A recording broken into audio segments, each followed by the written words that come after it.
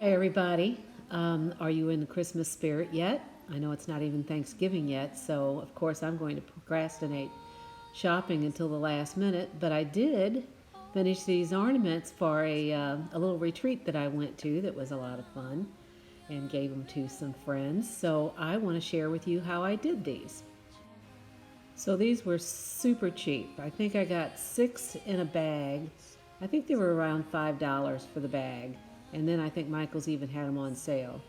They're made out of wood, nice and sturdy, and you even get some little things to paint with them, which you can see I put that aside. But there's 2 different shapes in the bag, and you can do this on a Christmas tree. They had some Christmas wreaths and different shapes, snowmen and all that.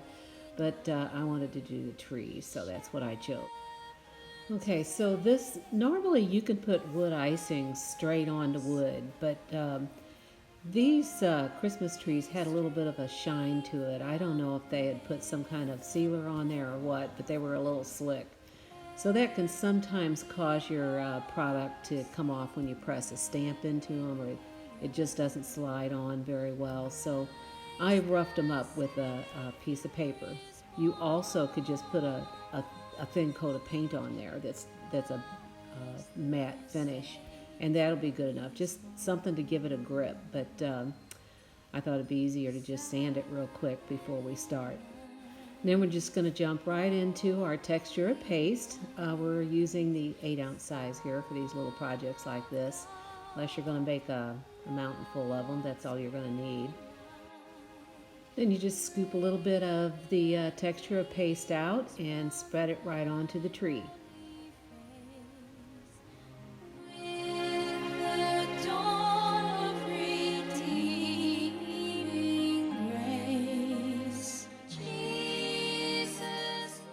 So once you have your paste smoothed on and cleaned up off the edges, then you take your rubber stamp, spritz it with a little bit of water, and decide how you want your pattern to lay on your tree. Kind of check that out, make sure it's not going to be upside down or something.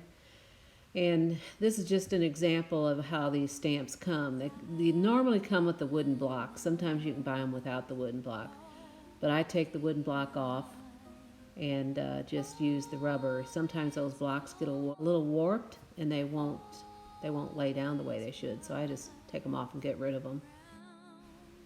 Okay, so here I'm just pressing the stamp down.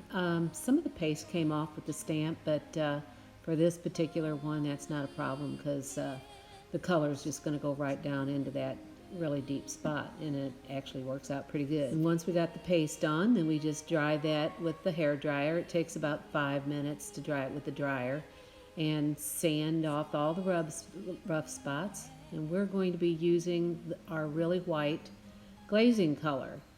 And you can see I just cover the whole thing with the white. Make sure you put a nice liberal amount in so it goes down into all those grooves that you made with your stamp. And as soon as you get your color on the way you like it, then take a paper towel, fold it up, leave it nice and flat, and then I want you to rub the color off the top surface, but I want you to leave it in the grooves that you made with the stamps. That's what's going to accent that design for you. And then if you have any areas that just need a little touch up, I just use a small artist brush and do that in case you wiped away too much color down in the grooves.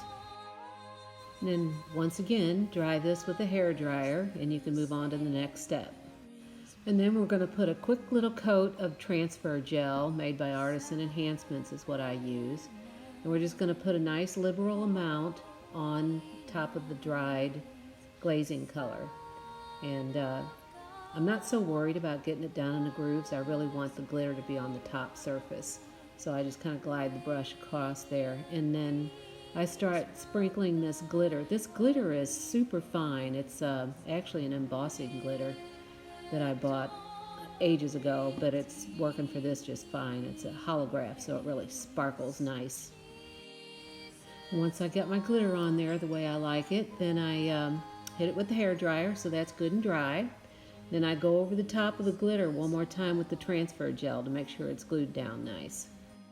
So here I'm going to add my little bling. I have this roll of rhinestones that I use on many projects. So I just cut a little piece off that fits right there in the trunk. And I'm using this E6000 glue. It's super good stuff, so it only takes a little dab. And I lay it in there and it dries super duper fast. So there you go. And then I found these cute little hooks at Michael's, and I happened to have a crystal. Actually, I had a bowl of these crystals left over from a chandelier that I had bought, and then I just never did use them anymore. So I put them on all of my Christmas ornaments. I thought they were a nice little blingy thing to do. But there's so many things out there. If you go through the art department at the craft stores, you'll find something, I'm sure, that'll work for that. So I finished both sides of my trees, and I think it just worked out nicely. I hope you enjoyed this project. Thanks for watching.